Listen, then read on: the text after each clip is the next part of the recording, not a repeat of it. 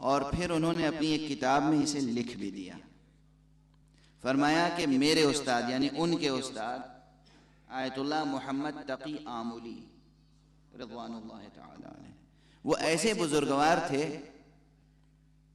کہ ان کے پاس جیسے آپ حضرات اپنے محلے کے عالم کے پاس آتے ہیں اور چاہتے ہیں کہ عالم سے کچھ سیکھیں، مسائل سیکھیں، انشاءاللہ جاتے ہوں گے سیکھتے ہوں گے، نہ جاتے ہوں تو اب جانا شروع کر دیجیے گا. عالم کے پاس جائیے، خدا کے ہاں عالم شکایت کرے گا، چند چیزیں شکایت کریں گی.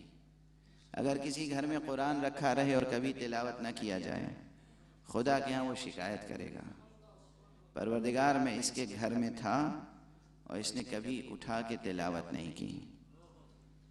اسی طرح وہ مسجد جو کسی محلے میں ہو، اس میں کوئی نماز پڑھنے نہ جاتا ہو، مسجد میں سجدہ کریں، زمین پر وہ تمام جگہیں جہاں انسان سجدہ کرے گا وہ جگہیں گواہی دیں گی، پروردگار اس نے تیرا سجدہ کیا تھا.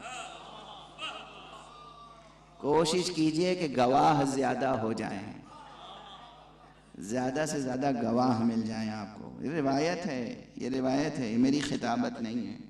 معصوم نے کہا جہاں جہاں تم سجدہ کرو گے وہ زمین گواہی دے گی. معبود پروردگار تیرے اس بندے نے میرے سینے پہ سجدہ کیا تھا، میں گواہی دیتی ہوں. مسجدیں گواہی دیں گی.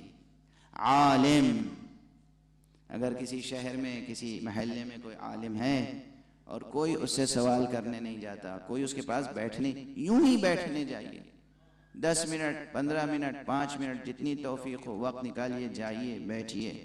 یہ نہ کیجئے کہ زندگی میں ایک بار نکاح پڑھنے کے لیے بلا لیا، ایک بار نماز جنازہ پڑھوانے کے لیے بلا لیا. یہ بڑی محرومی ہے، بڑی محرومی ہے. کچھ دیر بیٹھیے. عالم کو بھی ایسا ہونا چاہیے کہ وہ بیٹھا لے، وہ بیان کرے، کچھ قال اللہ قال رسول اللہ بیان کرے. ایسا نہ ہو کہ لوگ آ کے بیٹھیں تو صرف لطیفے سناتا رہے. عالم بھی ایسا ہونا چاہیے کہ جب آئے کوئی تو اسے قال اللہ قال رسول اللہ، وہ امانت دار ہے، آخر اسے اللہ کی بات سنانی ہے، رسول کی بات سنانی. یقیناً لطیف لہجے میں سنانا چاہیے، اس طرح سنانا چاہیے کہ بات گراں نہ گزرے، اس دلاویزی سے سنانا چاہیے کہ بات دل میں اتر جائے، مگر سنانی چاہیے بات اللہ کی.